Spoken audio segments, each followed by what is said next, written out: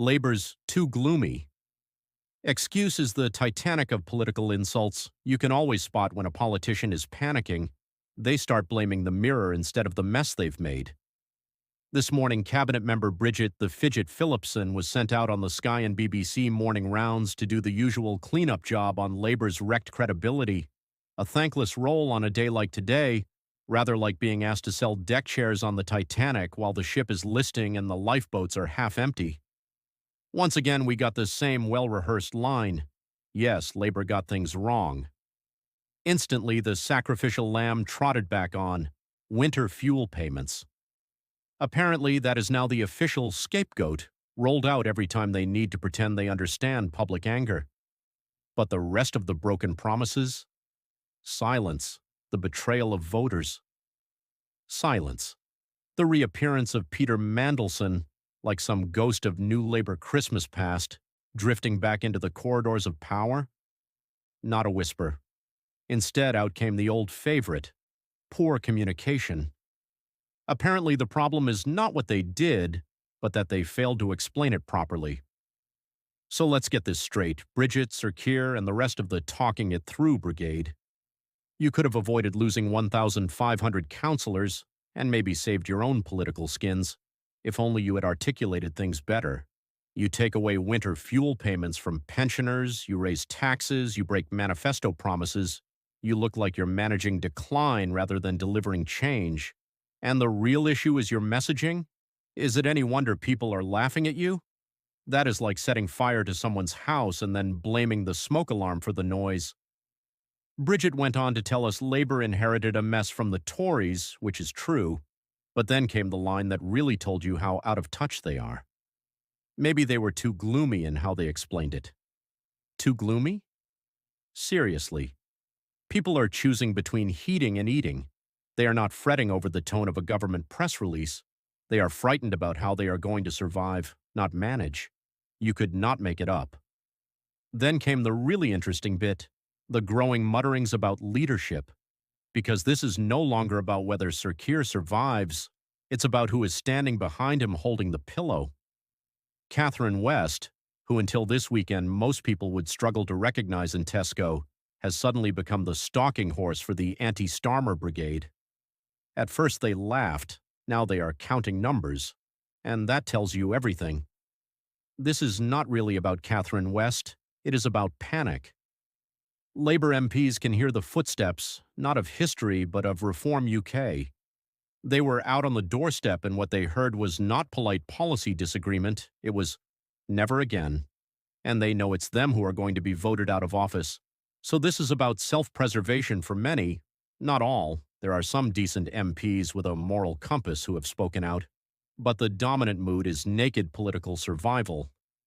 Just when MPs were hoping Starmer might show some political awareness, he gives an interview saying he plans to stay for another 10 years.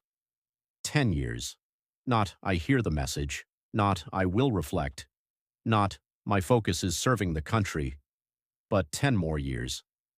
It was the political equivalent of the captain of the Titanic announcing he has booked the return journey, and then, as if that weren't enough, he chose to talk about building closer ties with Europe. Whether you agree with that or not is beside the point. The voters Labour is losing to reform are not sitting at home demanding warmer relations with Brussels. They are Brexit voters, working-class voters, people who already feel ignored and patronized. To them, that message sounds like the old establishment sneaking back in through the side door. Nigel Farage probably opened a bottle of something expensive the minute he read it. Every reform leaflet now writes itself.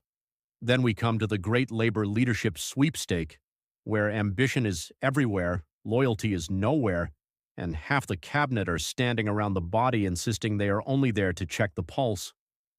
First up, Angela, it wasn't deliberate, Rayner. Always close enough to the throne to measure the curtains, and always one HMRC letter away from either number 10 or a very awkward meeting with the accountant. Her people are calling for an orderly transition. Of course they are. That means time. Time for the taxman to finish counting. Time for Andy Burnham to find a parliamentary seat. Time for everyone to pretend they are not running while very clearly running. Because if Andy gets back into Westminster first, Angela knows the game changes. Then there is Wes Peter Mandelson in a slim-fit suit, streeting. The Blairites speak about him like he is a rare bottle of red wine, sharp, modern, electable. Problem is, admiration is not arithmetic. He does not have the numbers. He knows he does not have the numbers. But ambition is a powerful drug, and he may decide to strike first and hope momentum catches up later. Then there is Andy third-time Lucky Burnham. The man has been preparing for a return to Westminster so long he probably has number 10 curtains and carpets already chosen. His supporters are all calling for patience, calm reflection, and my favorite phrase of all, an orderly process. Translation, for the love of God, wait until we can get Andy a safe seat. Because becoming Prime Minister from Manchester is difficult, even if Manchester sometimes behaves like it is an independent republic. And then, Ed, I still wish I was David Miliband appears, because every Labour leadership crisis requires Ed to wander through the room like someone who left the party 3 years ago, but still has a key. And poor Catherine West, from total obscurity to 2 television interviews in one morning, is now the accidental revolutionary in 48 hours. Not because everyone believes she is the future of Britain, but because she is useful. She is not the cavalry, she is the starter pistol. Classic Labour. Not a leadership contest, more an Agatha Christie novel where everyone had motive, opportunity, and a carefully prepared alibi. Nobody wants to be seen as the assassin. Everybody wants to inherit the house. And all the while, Starmer is still insisting he will be here for 10 more years. At this point, it sounds less like confidence and more like a hostage note. The truth is simple. It's not about ideology. It is not about principle either. It is about who gets the keys to number 10 before Nigel, £5 million for my security. Farage turns up, claims political asylum from common sense, and sends Labour the bill. Tomorrow he makes a speech, and the fact is that even if he delivers the best political speech he has ever made, the plotting will continue, because it will not be good enough to save him. If Labour can't see the fire until it's burning their own political skins, who exactly are they trying to reassure? The public, the newspapers, or just each other?